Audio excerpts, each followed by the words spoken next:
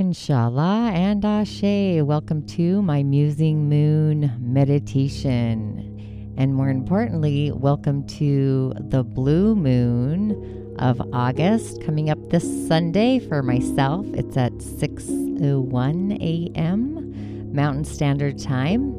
Be sure to check your time zone. But just know, this full moon coming up, it's going to actually appear full through the entire weekend, which is next level amazing as it is. So you can enjoy this glowing light across time and space. And also it's been called the Sturgeon moon after the fish, the green corn moon, the grain moon. These are all according to the Farmer's Almanac, which kind of gets these nicknames or attributes them to the Native American sources. So the green corn moon and the grain moon nicknames actually refer to the late summer. It's the coming of the harvest season when we begin gathering food for the winter, where the sturgeon moon actually, it comes from the larger sturgeon fish of the greater lakes and along with other major lakes, because apparently it's more easy to catch during this time of year or the season, because that's when they're more abundant than usual. Early summer is more of a spawning season, bringing them upstream to mate and lay their eggs. What's curious for me is my father spends the season of the summer every year in Alaska, so it's where the salmon actually are cascading up the Kenai River where he fishes. So it's kind of a similar feeling as the salmon, for me at least anyway. And also, if you have yet to join me for my daily snippet on my YouTube channel or my private group, this Sunday for this full moon, I'm actually going to bring in the energy of the 4 pillars, the Chinese astrology and the elementals there. I find it pretty curious as well. But for the full moon itself, when I'm looking at where the planets are, we have the moon with Jupiter in a sign of happiness and good fortune and success. So they're they're very close in their degree. So this is a positive aspect or a higher influence on relationships, but it's the relationships in the outer world, not so much the ones close to home. The ones close to home were actually the first full moon that we had at the beginning degrees of Leo. So with the sun opposite the moon, it brings our home and our family and these relationships into focus that's like sharp and different forces at work. It's like work versus home, or what you need versus what you want. So it can create this inner tension with also external pleasures. So this could also lead to conflict and crisis that actually drains our energy. So the moon, it's our emotions, it's our emotional field. Being in Aquarius, it is like the frequency of that emotional field. So it's going to reach its peak at this time and space. So you really want to frequent the frequency of your emotions along with your intuition to kind of escalate, or I want to say not escalate, like an escalator is what's coming to me. So by doing this through like climbing the elevated galactic grid, there's the word I was looking for. We have this subconscious awareness that allows us to look through life through what I would call the eyeglasses of God, whether it's our personal relationships or day-to-day relationships, any relationship in general and the dynamics of those, and just recognizing that negative feelings create disharmony in our emotional field. But with this full moon, the aspect of the moon itself being really close to Jupiter, that's what's going to bring in the optimism, the generosity, the higher fields of success and different opportunities, whether it's on the material plane, the personal plane, or even for spiritual growth. With Jupiter there, it could be travel, education, the creation of wealth and abundance, or even intimate relationships. But remember, it's the frequency that you frequent. So it should make us all feel pretty happy and content, supportive in our attitude, new friends. You might even have a significant relationship in your life that will actually have a positive effect on your overall emotional well-being. And also, what I want to say with Jupiter, we do have the potential for being overly optimistic. We might have some arrogance come in or some greed. So just remember to stay in the frequency of gratitude for any good fortune and share your abundance. Another curious thing is we have a air trine. So we have Venus in her home sign of Libra trining into Saturn in Aquarius, and we also have the North Node in Gemini. So all these air. So it's an air. So the way I see air is you cannot catch air, but Venus in her home sign, it's finding true love and also commitment. So different relationships are going to be steady in like affection. New romance could be with someone from a different age group. Saturn is older, wiser time. It might even be long-lasting. It could be a soulmate. And existing relationships will probably enjoy more of a closer bonding and some stability. And with the North Node in Gemini, we want to be mindful, Gemini, of our intuition, or communicate through our intuition, or have a conversation with our intuition, our thoughts. So air signs are all about relationship. So Venus being in her home sign at 7 degrees, that's also our intuition channel. What we're pulling in or open up to receive. Venus at the degree of 7 is our intuition, where Saturn, the authority, is actually at the degree of authority. So you might be questioning your authority or your decision making about your relationships as well. So it's kind of this trine, something to muse about during this full moon. Your commitment to your relationships and what you are willing to open up to, and just follow your intuition and what you intuitively sense as you're pulling in what you're open to receive. Where the earlier full moon on July 23rd was about Leo, our heart, and Aquarius, society or community. Those two opposing forces on the axis. But that was more in our heart center, in our day-to-day heart center, on our inner world, our self-love, and shedding light out into community of the love we have for ourselves. Where this full moon at the later degrees, it's at 29, which is a critical degree. It's what we feel in our heart and also our ego, what we're going to act on.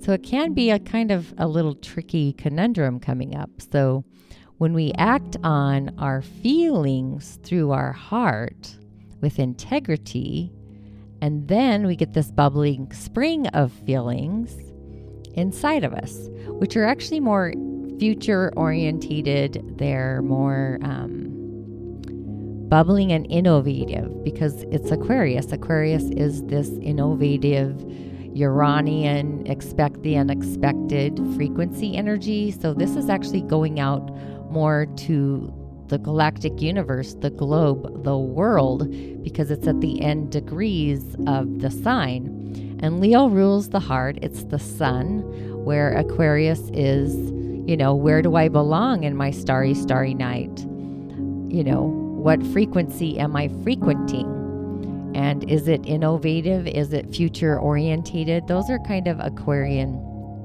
words or modalities. And with Uranus being in the sign of Taurus, it's like, what is it you want to innovate and manifest in the physical? Because Taurus is manifestation. It's the physical realm. It's what we bring into the physical world. And also Uranus in Taurus is actually trining into Mars in Virgo, and they're both at the same degree, which I also find curious. So Mars is what we act. Virgo, are we acting on integrity with where our heart belongs? ? That's something I might be asking myself. Or am I innovating my manifestations through my heart, and does it belong? So those are some crossroads that you might actually want to ask yourself during this full moon in itself. Some other things I found curious as I'm just like looking at the planets and where they're at. So, and to kind of summarize it up, the Mars trine with Uranus kind of adds this passion and also the excitement. So you just kind of want to bolster the good and the gooder, the fortune, the outer global world. And Venus, Venus with Saturn, Venus creates kind of our own personal love story, but this is our love story on our day-to-day, along with Saturn is the commitment to that love story on the day-to-day. So you kind of want to bring all this into play. If you're single, this combination within these aspects is going to give you more confidence, more self-esteem to actually move through and possibly find your soulmate, your flame. And couples themselves, if you're already coupled up, your bonds of love are going to be more adventurous, more expressive,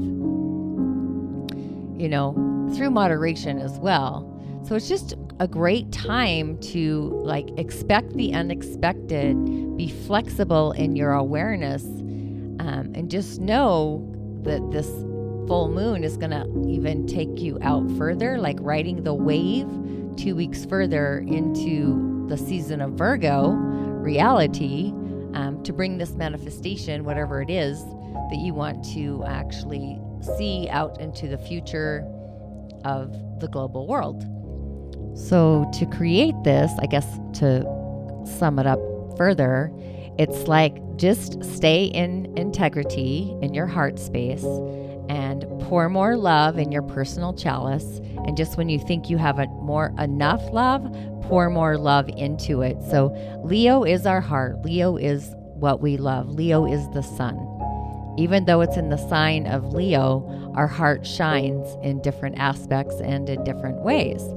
So wherever your heart shines, pour more love into it and act with integrity and feel into your emotional frequency, so we can kind of bring the sun and the moon together. So this would be like bringing together our heart's innovation for the future of peace, joy, and happiness. Those are my integrity words. And when the heart meets the heart of this innovation and takes it out into the world, then, you're going to be riding this emotional wave of, what do I want to say? The wave of, whatever feeling that resonates with you. Like I always have my go-tos that are always peace, joy, and happiness. Those are the questions I always ask myself.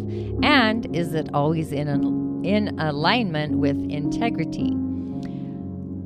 Where Aquarius is more, it's this, again, it's the innovative starry night of, bringing our beliefs. That's the word I was looking for. So it's like our beliefs are innovating with the frequency of what we want to carry out into the future.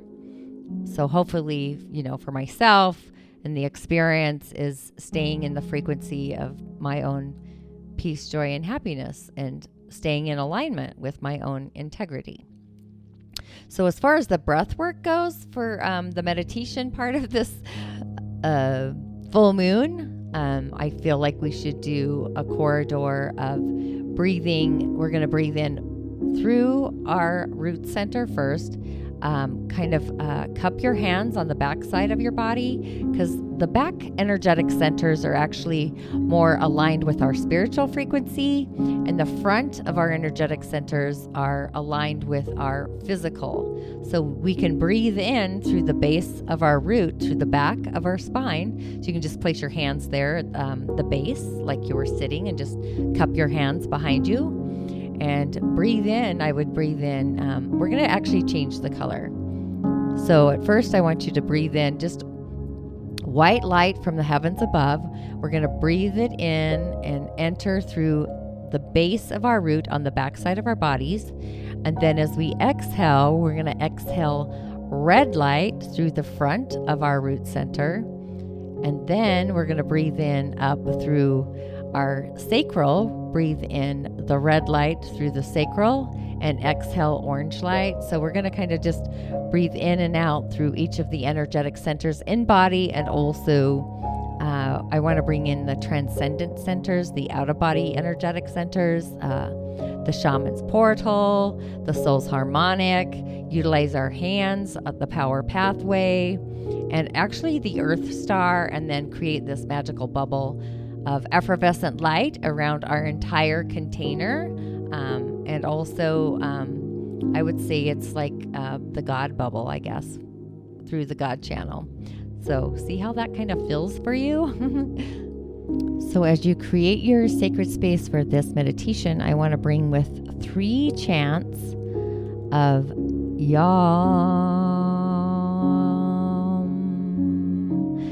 And it's spelled Y-A-M, but the sound, the seed sound, is like the yay, or in play, like the sound of play. So it's the A as in play. So it'd be yay.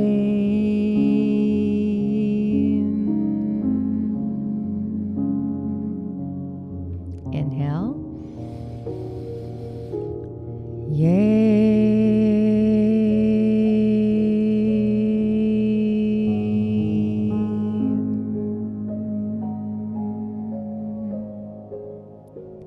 Inhale. Yay.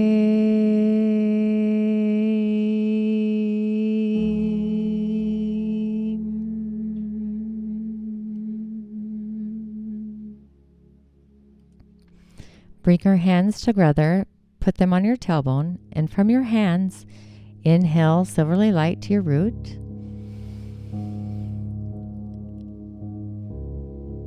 Hands to the front, sacral, and exhale out the sacral. Inhale into the sacral.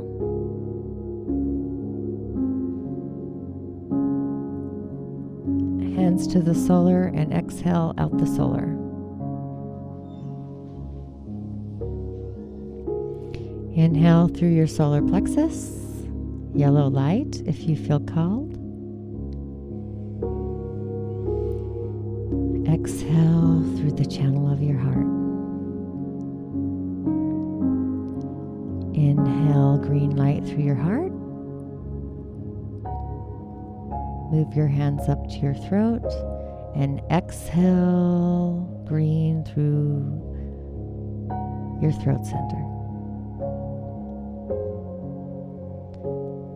Hands at your throat center. Inhale blue light.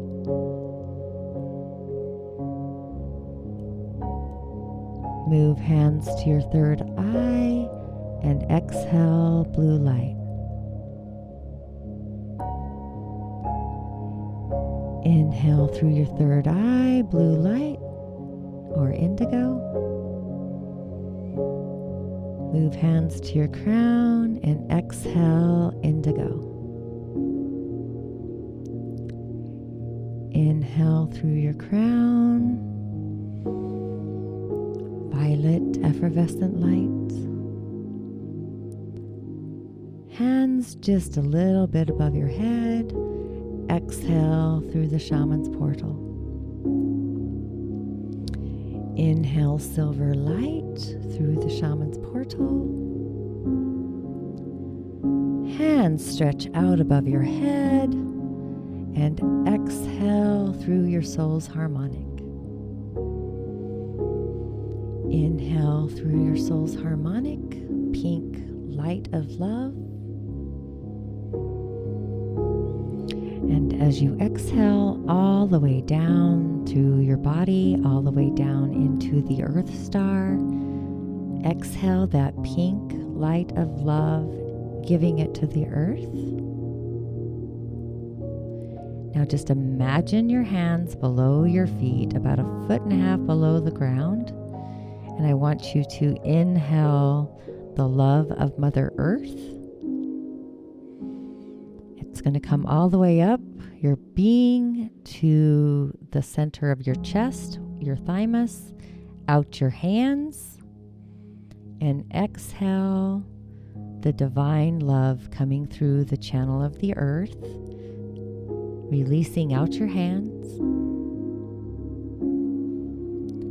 Inhale through your hands, believe it or not. And as that energy comes up both of your arms, hold it to your heart center. And exhale golden light through your heart. And then inhale your own personal container of light and love, divine source energy. And exhale through the center of your heart, filling up this container with the love of the divine out into your future. Take a breath and take a pause. You are safe, you are loved, you are innovative, and you are carrying this frequency out to the great beyond to return the magic to the being that resides within you. Inshallah and Ashe, make this a blessed full moon extravaganza kind of day.